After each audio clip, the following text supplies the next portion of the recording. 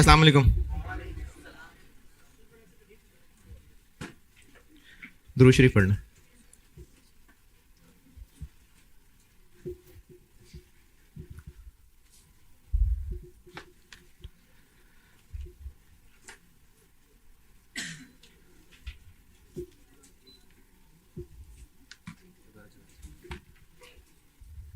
हवाई नहीं आ रही।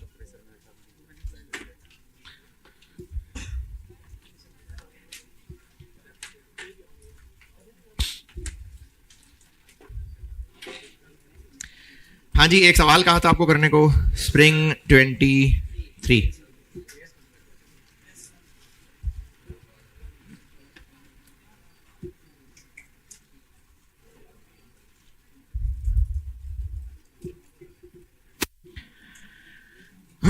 मटेरियल के अलावा लेबर और ओवरहेड्स में किसी को कोई मसला? अगर किया है चले, मटेरियल में मसला होगा कुछ लोगों को, तो वो बता देता हूं।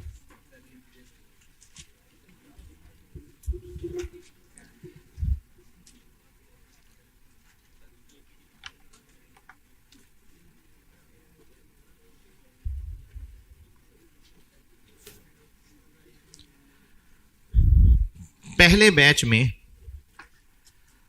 जो मटेरियल लगना है वो है 63,000 kg।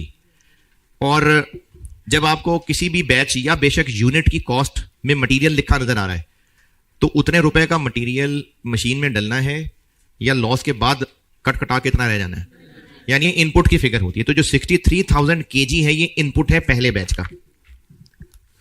जो बैच 1 होगा उसमें जो मटेरियल इनपुट डलना है वो है 63,000 kg।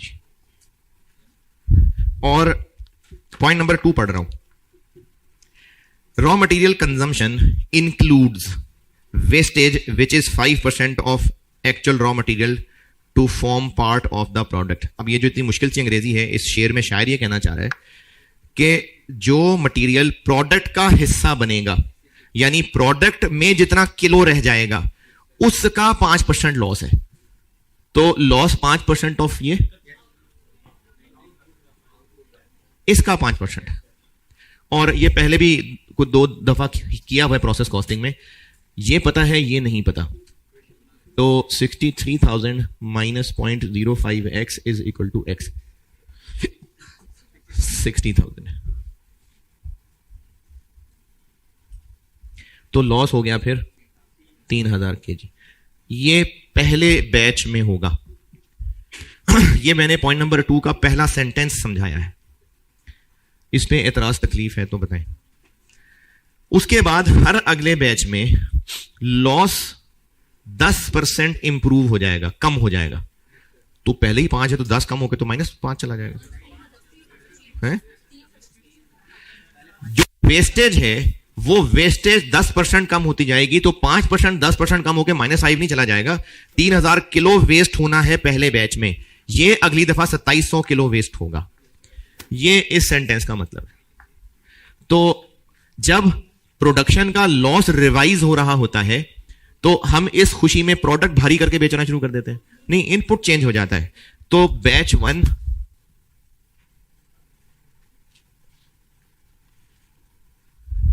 में प्रोडक्ट तो 60,000 किलो ही वजन का होगा।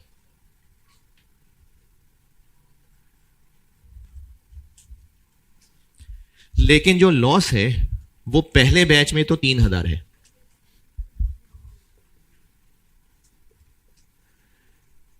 लेकिन अगले बैच में ये 10% कम होता जाएगा। तो ये 0.9 करके 27, ये 0.9 करके 2430।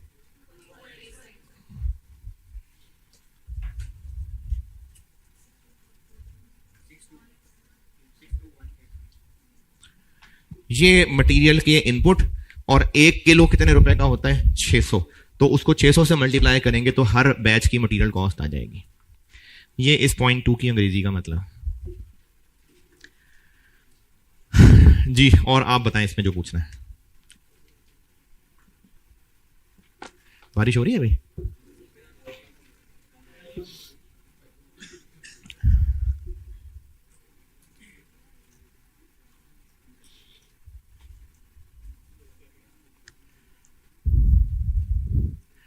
जी स्प्रिंग 23। ओके, चलें अब हम कल उतर रहे थे गहराई के अंदर। एक रीकैप देके तो फिर वो जो हेडिंग आपको मैंने दे दी थी वहां से आगे चलते हैं।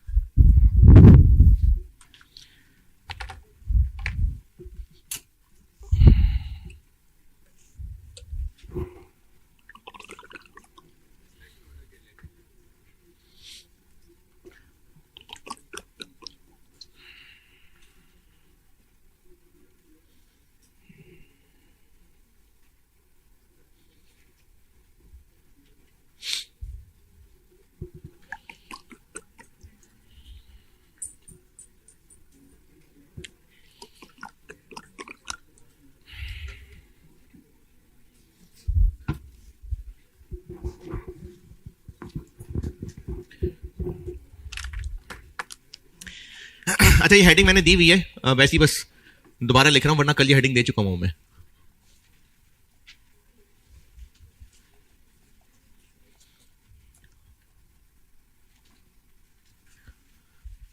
ये इस वक्त हम लोगों ने पढ़ना शुरू किया है, और स्पेशल ऑर्डर से मेरी मुराद ये थी कि सवाल पढ़ के पता चल जाएगा किसी एक, अच्छा जरूरी नहीं वर्ड ऑर्डर होगा, कॉन्ट्रैक्ट का वर्ड भी हो सकता है, ऑफर का वर्ड भी हो सकता है, ऑर्डर का वर्ड भी हो सकता है, जॉब का वर्ड भी हो सकता है, लेकिन कोई एक होगा जिसपे अपने हाँ या ना करनी होगी या कस्टमर को प्राइस बतानी होगी, तो उसको देख के पता चल जाएगा अच्छा स्पेशल ऑर्डर है। लेकिन इसकी गहरी शक्ल ये थी कि ये हमारे मेन काम से हटके है, और इसका कॉन्सेप्ट ये बताया था कि अगर तो, ये जुमला सवाल में नहीं होता है, अगर तो खुले पैसे मिलने की उम्मीद है फिर तो हम अगली नस्लों के पैसे भी निकलवाएंगे, लेकिन ये सवाल में नहीं होगा। तो इसलिए ज्यादा चांस इस बात के हैं कि ज्यादा पैसे मांगेंगे तो कस्टमर मुकर जाएगा, तो हमें नुकसान भी ना हो, कस्टमर भी राजी रहे, तो इसलिए हमें कैलकुलेशन में सिर्फ वो आइटम्स कंसिडर करनी चाहिए जो रेलेवेंट फॉर द ऑर्डर है। यहां पर बात खत्म की थी, तो इसलिए सवालों में ना कुछ और रेलेवेंट की गहराइयां बताने के लिए हेडिंग दी थी, डिटेल्स ऑफ, मैंने कहा था हेडिंग दे दें, डिटेल्स ऑफ रेलेवेंट कॉस्ट। अच्छा, इसमें अब ना मैं आपको बता देता हूं मैं बताने कैसे लगा हूं। मैं इसके दरख्त बनवाया करता था बोर्ड पे, और उसमें सिर्फ ये नुकसान हो रहा था कि बच्चे वो दरख्त ध्यान से नोट करते नहीं थे, आगे पीछे कर देते थे चीजें। जिस तरह वेरिएंस के मैंने फिर फार्मूले बना के किताब में डाल दिए, तो इसके भी जो दरख्त बना के बताता था वो मैंने किताब में लिख दिए, ताकि वो जो फल इधर उधर कर देते थे बच्चे वो ना हो। लेकिन दरख्त की शक्ल में बनाने की बजाय मैंने पॉइंट्स कह दी, हेडिंग्स बना दी, तो मैं आपको समझाने के लिए बोर्ड पे दरख्त बना दूंगा, लेकिन पूरी पूरी इंग्लिश नहीं लिख रहा हूंगा उन दरख्तों में, क्योंकि मैं सिर्फ समझाने के लिए दरख्त बना रहा हूंगा। पूरी इंग्लिश मैंने फिर किताब में लिखी हुई है। तो अब जो चीज बताने लगा हूं मैं, डिटेल्स ऑफ रेलेवेंट कॉस्ट्स, ये मैं ना बोर्ड और बुक मिला के चलने लगा हूं, बोर्ड और बुक मिला के चल रहा हूं। शॉर्ट टर्म डिसीजन मेकिंग वाले चैप्टर में दूसरे ही पेज पे, नहीं पहले ही पेज पे एंड से मैंने ये टॉपिक शुरू किया है, तो इसको मैं बोर्ड और बुक दोनों से मिला के बता रहा हूं। जितना कहूंगा, जो कहूंगा वो पढ़िएगा बुक से, उसके अलावा अभी नहीं। बुक में शॉर्ट टर्म डिसीजन मेकिंग वाले चैप्टर के शुरू में ही, यानी पहले ही पेज के नीचे से, ये काली काली ग्रे ग्रे लाइनें लगी हुई हैं कोई, यहां से मैंने ये टॉपिक शुरू किया हुआ है। नई बुक में पेज 281, इससे पुरानी बुक है तो 268।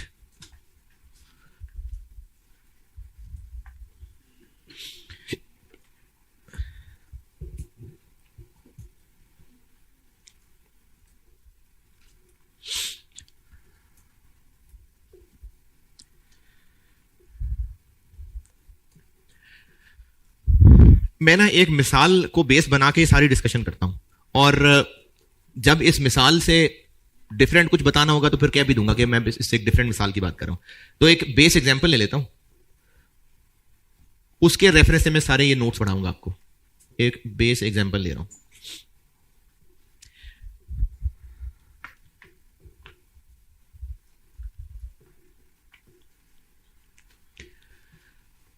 हमारा मेन काम है फर्नीचर का, एक फर्नीचर मैन्युफैक्चरिंग बिजनेस है और मेन प्रोडक्ट है ऑफिस फर्नीचर। ऑफिस में यूज होने वाली डिफरेंट तरह की चेयर्स, टेबल्स, ये मेन बिजनेस है। तो हमें एक स्कूल ने अप्रोच किया है, कोई नया स्कूल उन्होंने ब्रांच खोलनी है और उन्होंने अप्रोच किया जी कि आप ऑफिस का फर्नीचर बनाते हैं लेकिन आप लोगों की बड़ी तारीफें सुनी है, तो हमने ना वो नर्सरी की कुछ 3-4 सेक्शन बनाने, तो उसके लिए हमें कुछ 100 चेयर्स छोटे छोटे बच्चों के लिए बनवानी है। हमारा मेन काम ये नहीं है, लेकिन एक स्पेशल ऑर्डर आया है। तो स्पेशल ऑर्डर ये आया है कि छोटी छोटी चेयर्स बनवानी है। कितनी बोल दी थी मैंने? 100। तो 100 छोटी छोटी सी चेयर्स बना के देनी है। 100 चेयर्स बनानी है फॉर स्कूल। ये हमें स्पेशल ऑर्डर मिला है। अब इस ऑर्डर के लिए हमें मटेरियल भी चाहिए, लेबर भी चाहिए, मशीन के कुछ आर्स भी चाहिए होंगे। तो हमें इस जॉब के लिए रिसोर्सेज जो रिक्वायर्ड हैं उनमें 600 केजी मटेरियल चाहिए। उसके अलावा 1500 घंटे लेबर चाहिए, 400 घंटे मशीन आवर्स चाहिए। ये हमें इसके लिए चाहिए रिसोर्सेस। और हमने कस्टमर को खुद प्राइस बतानी है तो वो ये हो गया, और अगर स्कूल वालों ने प्राइस बताई और हमने हाँ या ना करना है तो ये हो गया। तो ये एक स्पेशल ऑर्डर का सवाल हो गया। अब मैं आपको जो भी समझा रहा हूं वो मैं इस कॉन्टेक्स्ट में समझा रहा हूं। 600 किलो, 1500 घंटे।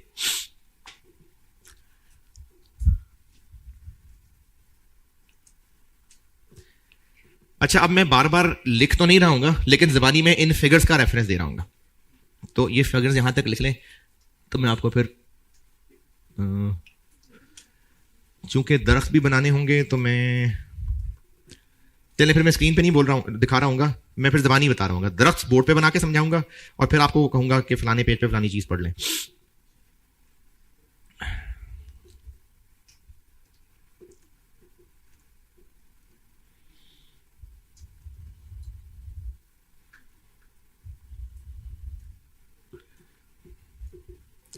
हाँ जी, करें शुरू। अब चूंकि ये स्पेशल ऑर्डर है और अगर हमें कस्टमर ने प्राइस बताई है और हमने इवैल्यूएशन करनी है, तो 100 चेयर्स इनटू जितने रुपए उसने कहे सेल्स माइनस ये सारी कॉस्ट्स करनी है ना। तो सबसे पहले इसमें मटेरियल डिस्कस करता हूं कि ये जो 600 किलो चाहिए इसकी रेलेवेंट कॉस्ट क्या होगी।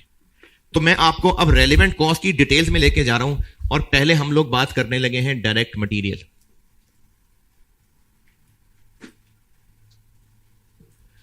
यानी वो जो हमें चाहिए। कल मैंने आपको बैकग्राउंड कहानी ये बना के दी थी, और अगर नहीं लिखा था तो अब लिख लेना कि चूंकि ये हमारा मेन काम नहीं है, मेन काम के लिए सारे रेगुलर खर्चे उसकी प्राइस में कंसिडर हो चुके, हम वहां से वो रिकवर कर लेंगे। अगर ये सारे रेगुलर खर्चे हमने इस स्पेशल ऑर्डर वाले कस्टमर को बोल दिए तो वो तो भाग जाएगा, इतने तो पैसे ही नहीं देने, कस्टमर भी नाराज ना हो, हमें नुकसान भी ना हो। इसलिए चाहे प्राइसिंग है चाहे इवैल्यूएशन है, हमें इस स्पेशल ऑर्डर के लिए सिर्फ वो आइटम्स कंसिडर करनी चाहिए जो रेलेवेंट फॉर दिस जॉब है। यहां कल एंड किया था। और रेलेवेंट के लिए मैं आज जो भी तफसील बताऊंगा उसके पीछे हैं वही 4 बातें। इस जॉब की वजह से जो इनफ्लो होगा, इस जॉब की वजह से जो आउटफ्लो होगा। एक इनफ्लो होना था, इस जॉब की वजह से जाया हो जाएगा। एक आउटफ्लो होना था, इस जॉब की वजह से बच जाएगा। हैं वही 4 बातें। तो फिर ये सारी शाखें ये क्यों बताने लगा हूं, ये ना स्टूडेंट्स की हेल्प के लिए कि ये केस हो तो ये रेलिवेंट है, ये केस हो तो ये रेलिवेंट है, ताकि बच्चे याद कर लें। अगर ये चीजें याद ना करें तो कॉन्सेप्ट वही 4 बातें हैं, लेकिन पेपर में टाइम जाया हो जाता है। इसलिए शाखें बनाई हुई हैं ताकि आप याद कर लें तो हेल्प हो जाती है। तो ये जो कुछ भी बताने लगा हूं ना, ये है उन्हीं 4 बातों पे बेस्ड, लेकिन याद कर लेंगे तो टाइम बचेगा। तो इस स्पेशल ऑर्डर के लिए 100 चेयर्स इनटू जो कस्टमर ने सेल प्राइस बताई है सेल्स, और माइनस इन सब की रेलिवेंट कॉस्ट्स, और हां बोल देंगे अगर प्रॉफिटेबल है तो। और अगर हमने कस्टमर को प्राइस बतानी है तो इन सब की रेलिवेंट कॉस्ट निकाल के उसके ऊपर मार्कअप मार्जिन लगा के कस्टमर को बताएंगे। इन एनी केस इनकी रेलिवेंट कॉस्ट लेनी है। तो अब बात यह करने लगा हूं कि इस जॉब के लिए जो 600 किलो मटेरियल चाहिए उसकी रेलिवेंट कॉस्ट क्या है, यह बात का जवाब देने लगा हूं। देखना यह पड़ेगा कि जो मटेरियल चाहिए वो हमारे रेगुलर यूज का ही है या रेगुलर यूज का नहीं है, कुछ डिफरेंट टाइप का है।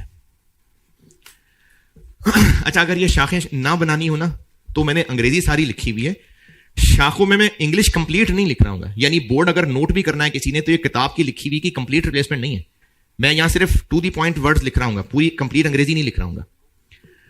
तो जो मटेरियल हमें इस जॉब के लिए चाहिए, यानी ये 600 किलो, अगर वो हमारे रेगुलर यूज का है, यानी इनमें भी यही लकड़ी इस्तेमाल होती है, इनमें भी यही प्लास्टिक इस्तेमाल होता है, तो इन 600 किलो की रेलेवेंट कॉस्ट क्या होगी।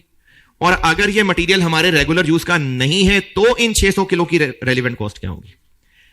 अगर हमारे रेगुलर यूज का है और हमारे पास स्टॉक में नहीं पड़ा हुआ, जो लकड़ी चाहिए है ये वही लकड़ी जो हमारे मेन प्रोडक्ट्स में इस्तेमाल होती है, ये मैं 600 किलो की बात कर रहा हूं, और अगर स्टॉक में नहीं पड़ी हुई तो वही 4 बातें ध्यान में रखें, तो इसकी रेलेवेंट कॉस्ट क्या होगी कि अब ये 600 किलो जब खरीद के लाएंगे तो जितना खर्चा होगा वो रेलेवेंट है। और अगर ये स्टॉक में पड़ा हुआ है,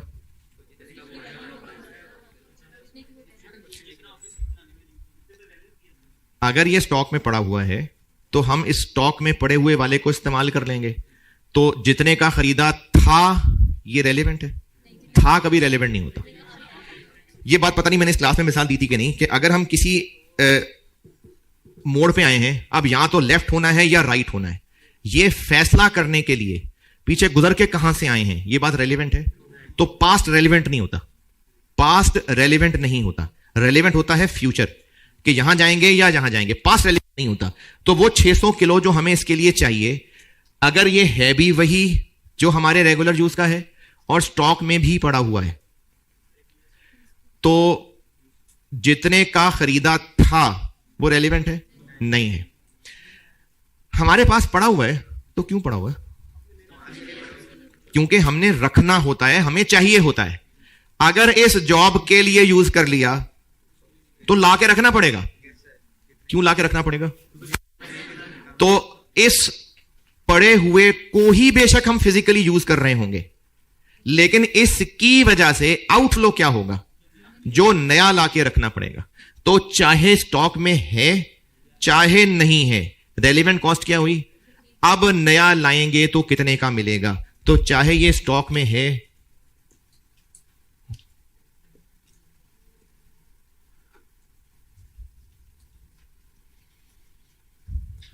या स्टॉक में नहीं है, चाहे स्टॉक में अवेलेबल है चाहे स्टॉक में अवेलेबल नहीं है, इन 600 किलो के लिए रेलेवेंट कॉस्ट क्या होगी, अब नया लाएंगे तो कितने का मिलेगा। इसको कहते हैं रिप्लेसमेंट कॉस्ट। तो इसको मैं कह देता हूं न्यू परचेज कॉस्ट, यानी अब जितने का खरीदेंगे। और अगर हमारी ही एक फैक्ट्री है जहां हम ये लकड़ी बना लेते होते हैं, तो अब जितने का बना लेंगे, और जितने का बना लेंगे में कौन से खर्चे लेने हैं, वेरिएबल वाले सिर्फ।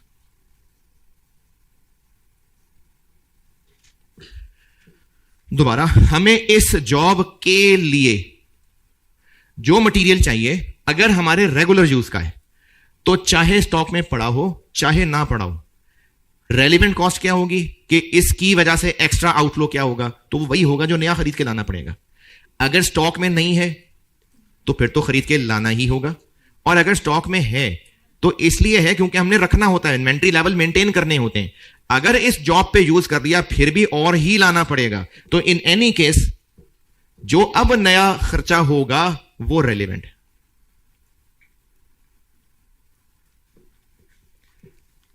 लेकिन अगर रेगुलर यूज का नहीं है तो फिर देखना पड़ेगा कि स्टॉक में अवेलेबल है या नहीं है?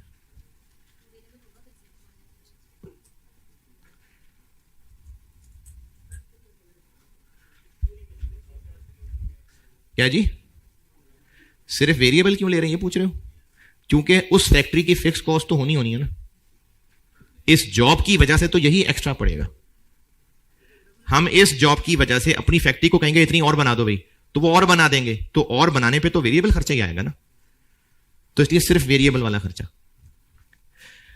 जो मटेरियल हमें इस जॉब के लिए चाहिए, अगर वो रेगुलर यूज का नहीं है और स्टॉक में भी नहीं है, तो इस जॉब की वजह से क्या आउटफ्लो होगा? जो नया आएगा। तो यही यहां पे भी है।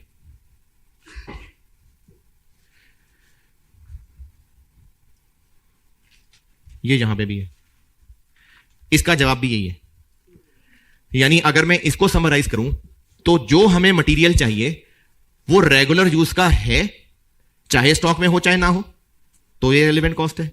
और अगर रेगुलर यूज का नहीं है और स्टॉक में नहीं है तो भी ये रेलेवेंट कॉस्ट है। लेकिन अगर स्टॉक में पड़ा हुआ है तो स्टॉक में क्यों पड़ा हुआ है? आप घर में जाके ना वो रजाइयों वाली पेटी देखना, या इस तरह के कोई और जो अम्मी ने खजाने संभाल के रखे हैं, तो वो आपके बचपन के भी चीजें पड़ी होंगी। तो क्यों पड़ी हुई हैं? पहले यूज होती थी, क्यों संभाल के रखे हैं? क्योंकि बाद में किसी छोटे बहन भाई या आप ही के अगर बच्चे उनकी जिंदगी में हुए तो उनके काम आ जाएंगे, तो संभाल के रखे हुए हैं।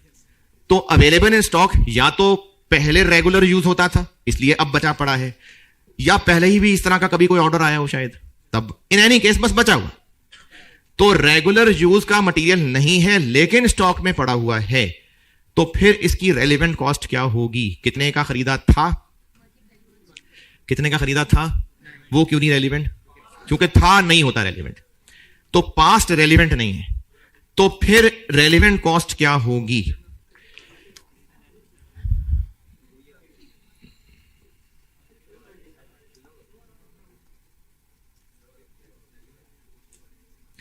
ये जो लिखा है ना, ये अभी थोड़ी देर तक समझाता हूं।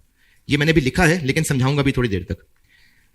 ये जो स्टॉक में हमारे पास पड़ा हुआ था, ये क़यामत तक पड़ा रहना था।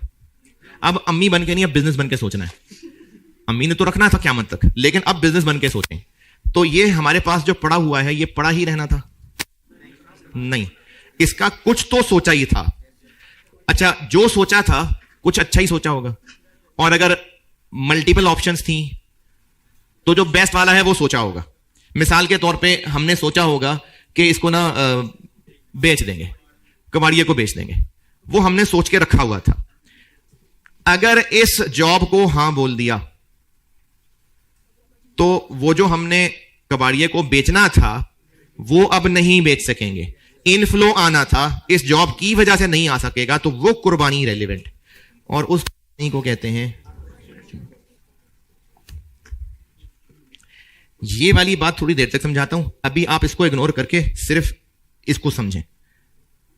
तो मटेरियल अगर जो हमें इस जॉब पे चाहिए रेगुलर यूज का है, तो चाहे स्टॉक में है चाहे नहीं है, जितने का नया खरीदना पड़ेगा वो रेलेवेंट है। रेगुलर यूज का नहीं है, स्टॉक में नहीं है, तो ठीक है, जितने का नया खरीदना पड़ेगा रेलेवेंट है।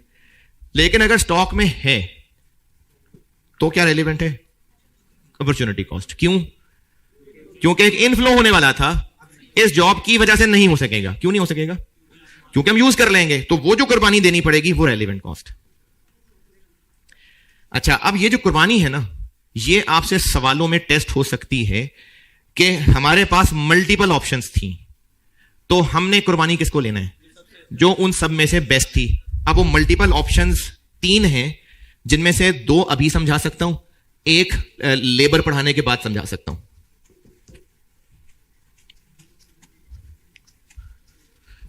ये एग्जांपल लिख ली थी ना?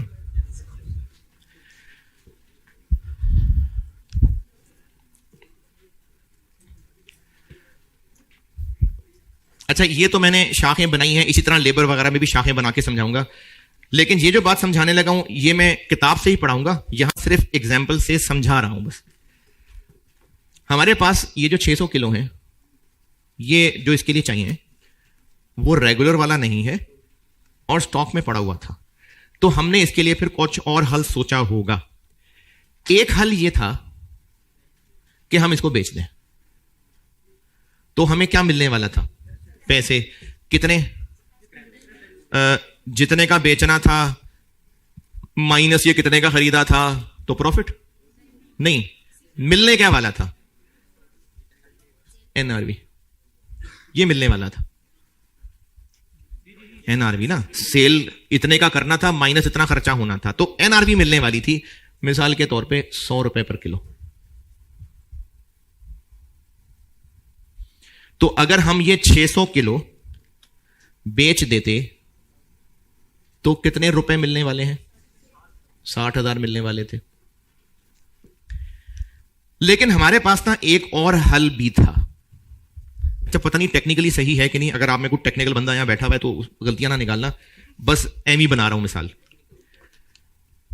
एक हल यह भी था कि अगर हम इस 600 किलो लकड़ी को कुछ पका लेते, हल्की आंच पे कुछ पका लेते, कुछ जरा हार्ड लकड़ी बन जाती, या कुछ और कर लेते, कोई केमिकल लगा लेते, और अब नहीं, ज्यादा नहीं जलाना, तो अब ये हमारे रेगुलर यूज की लकड़ी बन जाती। ये जो 600 किलो हल्का वाला लकड़ी पड़ी हुई थी, इसका एक हल तो हमारे पास ये था। एक और हल भी था कि हम इसको कुछ और खर्च करके अपने काम का मटेरियल बना लेते, यानी हम इसको कन्वर्ट कर लेते। एक ये हल भी था हमारे पास। अगर ये कन्वर्ट कर लेते तो ये कन्वर्ट हो सकती थी इनटू 500 किलो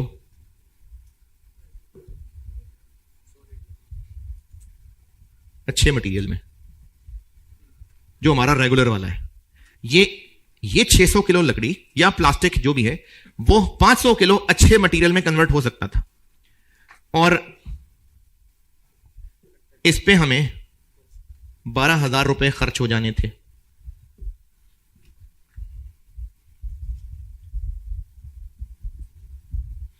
इस पे 12,000 रुपए खर्च हो जाने थे। तो इससे फायदा क्या होता हमें? वो 500 किलो मटेरियल अब हमारे काम का हो जाता। तो फायदा क्या है इसमें? तो उसमें फायदा क्या है? हमें 500 किलो और खरीदना ना पड़ता, ये फायदा हो जाता। तो वो 500 किलो खरीदना ना पड़ता, तो इस अच्छे मटेरियल मिला करता है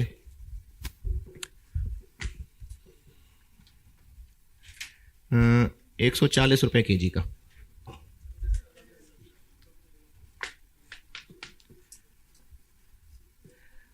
तो हमारे पास ये दो ऑप्शन सोची हुई थी। हम अक्लमंद थे तो कौन सी ऑप्शन पे जाते? कैलकुलेशन चेक करते हैं। अगर इस ऑप्शन पे जाते तो 500 किलो 140 रुपए वाला खरीदने से बचता, लेकिन 12,000 खर्च करता तो ये बचता। तो हम यकीनन ये कदम उठाने वाले थे। हम फिर ये कदम उठाने वाले थे।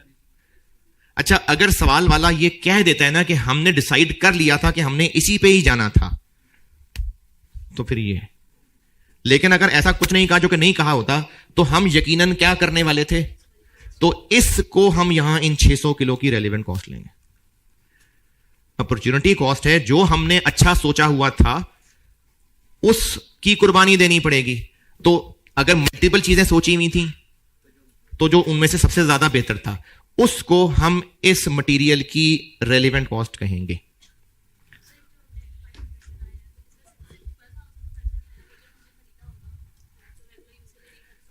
कितने का खरीदा था ये रेलेवेंट, ये सब फ्यूचर है।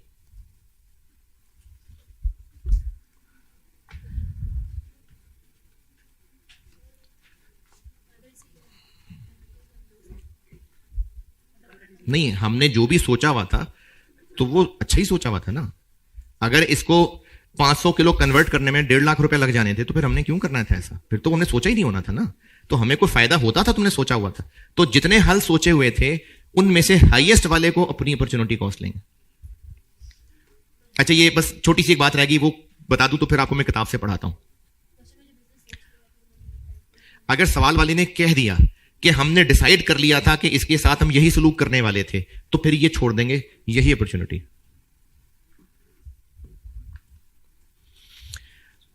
अच्छा, कुर्बानी तब देनी होती है, अपॉर्चुनिटी कॉस्ट कुर्बानी है जब कुर्बानी की जरूरत है, जब कुर्बानी की जरूरत है। जैसे घर में सब घर वाले इकट्ठे बैठ के खाना खा रहे हैं और बच्चे ने बोटी और मांग ली, तो मां ने अपनी प्लेट में से निकाल के बच्चे को दे दी, कुर्बानी है कि चलो बेटा तुम खा लो, कुर्बानी दे दी। भाई बर्तन में पड़ी हुई है बोटियां और, तो इस कुर्बानी की जरूरत है नहीं, पड़ी हुई है ना, डोंगे से निकाल के डाल दें। तो अगर कुर्बानी की जरूरत नहीं है तो फिर कुर्बानी नहीं है। कुर्बानी की जरूरत ही तब होती जब खत्म हो गया होता, फिर कुर्बानी बनती थी। अगर हमें मार्केट से ये 600 किलो, अच्छा हो सकता, इस ये जो बात बता रहा हूं उसका चांस बहुत कम है, लेकिन सवाल वाला तो बना सकता है। अगर हम इस पड़े हुए 600 किलो को यूज करना चाह रहे हैं तो उसकी रेलिवेंट कॉस्ट ये क्यों ले रहे हैं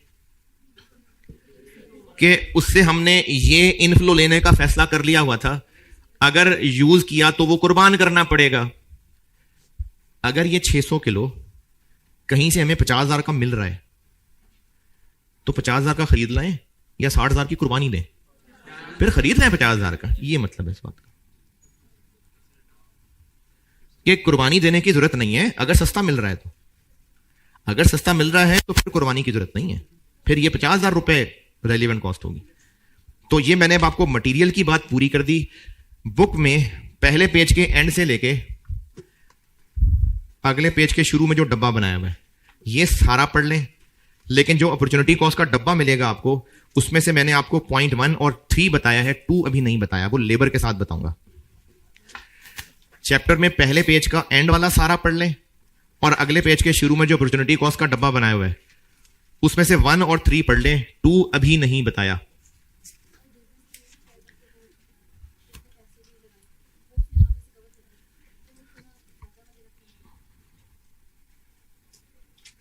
नहीं, अगर ज्यादा वाले रखे ही मांगने हैं तो ये तो सारी डिस्कशन ही खत्म होगी ना। वो तो मैंने कहा था कि सारी अगली नस्लों के भी खर्चे रख लें फिर।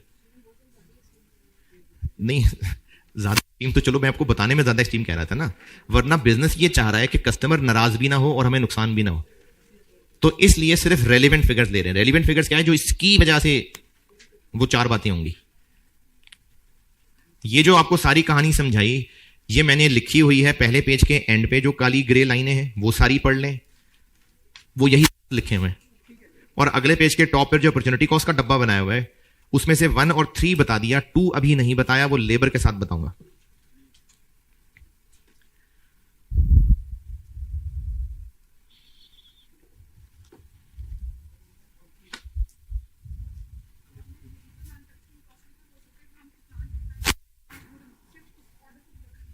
एक नया, ये थोड़ी सी लकड़ियां बनवानी है, नया प्लांट लेंगे। अच्छा, जब आप ये सब समझ जाएंगे ना और कॉन्सेप्ट्स इंप्रूव हो जाएंगे तो हो सकता है सवाल में इनका कुछ मिक्सचर भी हो, तो उसमें फिर अगर इस तरह की चीज आई जो बात आप कह रही हैं कि सिर्फ वेरिएबल क्यों, क्या पता कोई एक्स्ट्रा फिक्स्ड खर्चा करना पड़ जाए, तो हाँ, इसका मुकम्मल जवाब ये होगा कि न्यू रेलिवेंट मैन्युफैक्चरिंग कॉस्ट।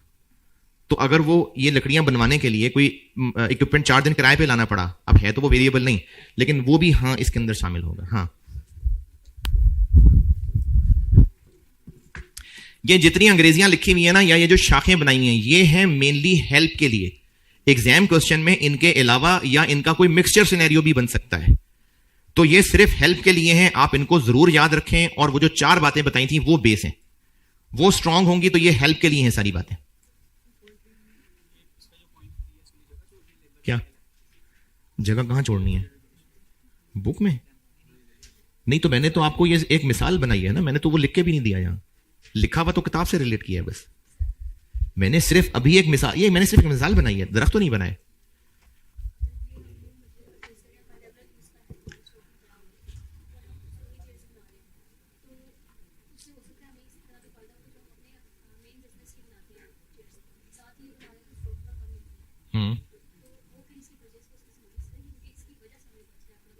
बच कैसे रहा है?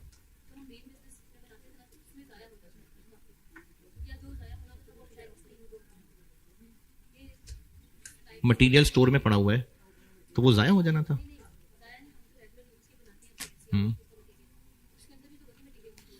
तो अभी वो मटेरियल पड़ा हुआ है स्टोर में।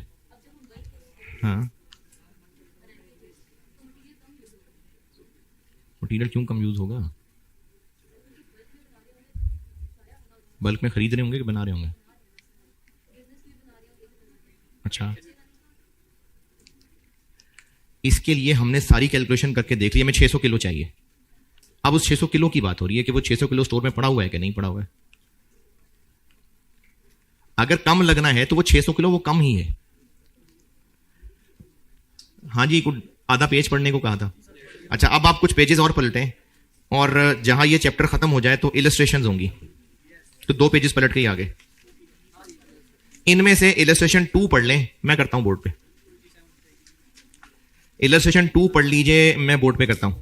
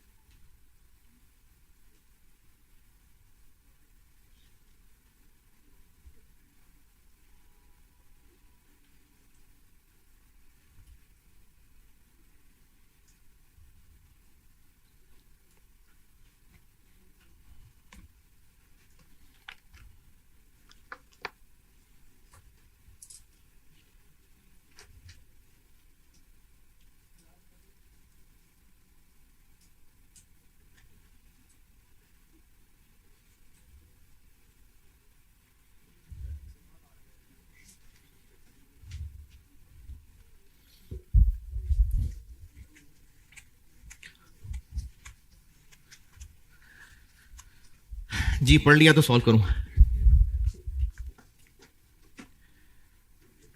हमें एक जॉब के लिए XYZ 3 मटेरियल चाहिए और उन तीनों के लिए टेबल में कितने किलो चाहिए, कितने किलो स्टॉक में है, वो सारा डाटा दिया हुआ है। और रिक्वायर्ड है कि इन तीनों मटेरियल्स की total relevant cost for the job निकालनी है। ये मैं कर रहा हूं इलस्ट्रेशन 2।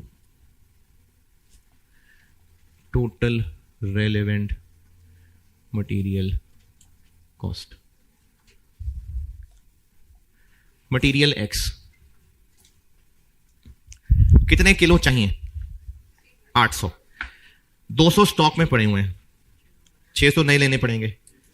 टेबल के नीचे लिखा हुआ है material X is regularly used for other work, full stop.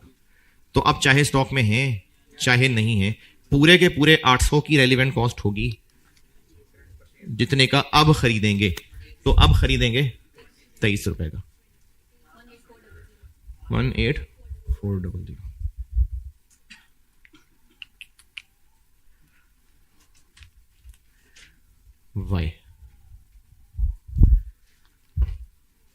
Y के चाहिए 600 किलो, स्टॉक में 400 पड़े हुए हैं, तो 200 तो खरीदने ही है। अच्छा, ये वाई है क्या? Y is no longer in regular use, और जो स्टॉक में पड़े हुए हैं वो हमारे किसी काम के नहीं है, फुल स्टॉप। तो हमने इनका क्या हल सोचा होगा? यकीनन बेचने का। तो जो स्टॉक में नहीं है वो तो लाना ही है ना, कितने नहीं है तो वो तो खरीदने ही होंगे, वो खरीदने पड़ेंगे 19 के। और जो स्टॉक में पड़े हुए हैं 400, ये 400 हमारे चूंकि रेगुलर काम के नहीं थे तो इनके लिए हमने यकीनन हल तो सोचा ही होगा कि इसको बेच देंगे, क्योंकि बेचने का रास्ता तो मौजूद है। कैसे पता रास्ता मौजूद है? दी हुई है वैल्यू उसकी। तो हम वो जो करने वाले थे वो कुर्बानी करनी पड़ेगी 12 4800।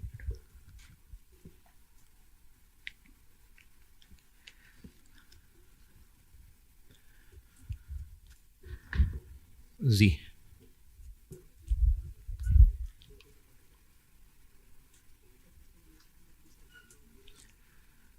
500 चाहिए, 300 स्टॉक में है, तो 200 तो खरीदना ही है।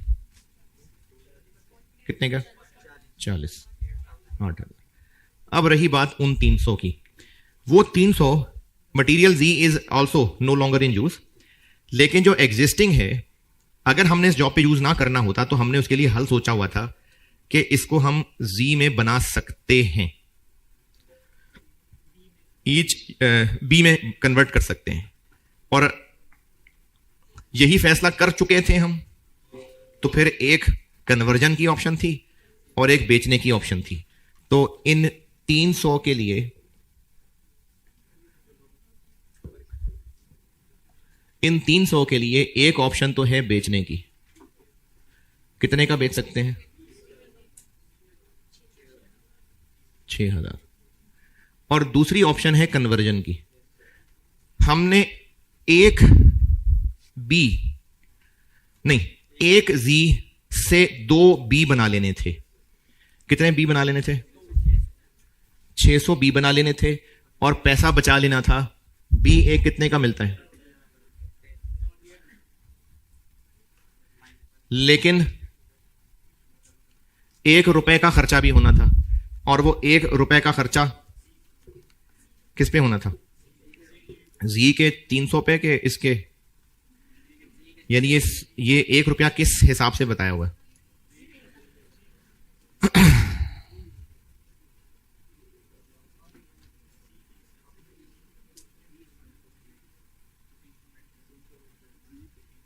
जी इसमें ना चूंकि क्लैरिटी नहीं है, तो आप इसको जी के हिसाब से भी देख सकते हैं और बी के हिसाब से भी देख सकते हैं। ये बात शायद इस सेक्शन में पूछी थी किसी ने, नहीं गुलबर्ग में पूछी थी। ऑटम 16 मैंने डिस्कस किया था। ऑटम 16 जिसमें वो बॉटल्स बना रहे थे, उसमें 225 किलो से 221 केजी वैक्स बना रहे थे, और 221 किलो 400 रुपए का बिकना था और 250 रुपए कन्वर्जन थी। तो हमने ये 150 लिया था। और मुझे लग रहा है यहां नहीं, गुलबर्ग में किसी ने पूछा था शायद, ये 250 इनके लिए है कि इनके लिए? ये सवाल में खामोशी थी। तो इसका हल ऐसे हो सकता था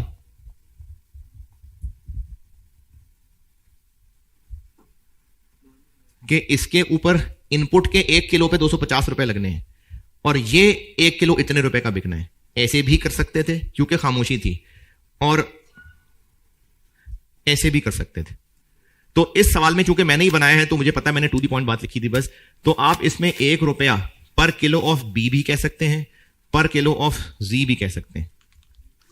तो अगर हम जी कह दें तो 300 इंटू 1 रुपया। तो हम लोग क्या करने वाले थे फिर? कन्वर्जन। तो इस कन्वर्जन के लिए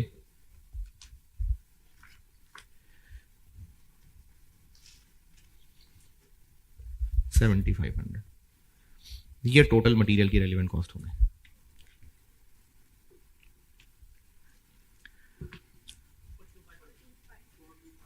ठीक है, टोटल तो ठीक कर ही लेंगे। ठीक,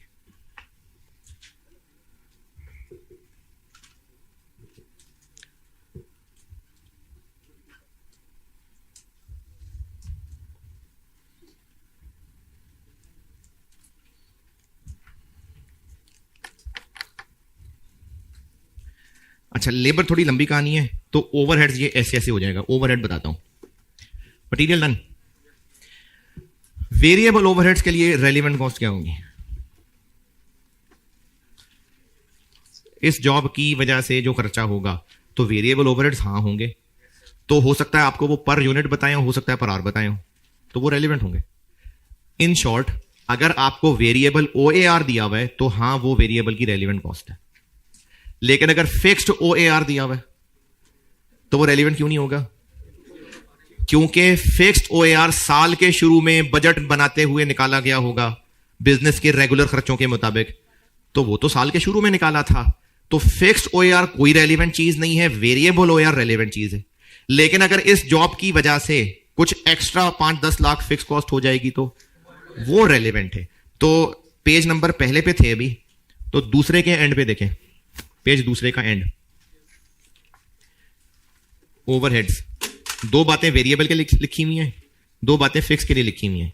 वेरिएबल वाली दूसरी बात अभी नहीं बताई, बाकी तीनों बातें मैंने बता दी। दूसरे पेज के एंड पे ओवरहेड्स, फिक्स्ड ओवरहेड्स की दोनों बातें बता दी, वेरिएबल ओवरहेड की पहली बताई है, दूसरी अभी नहीं बताई।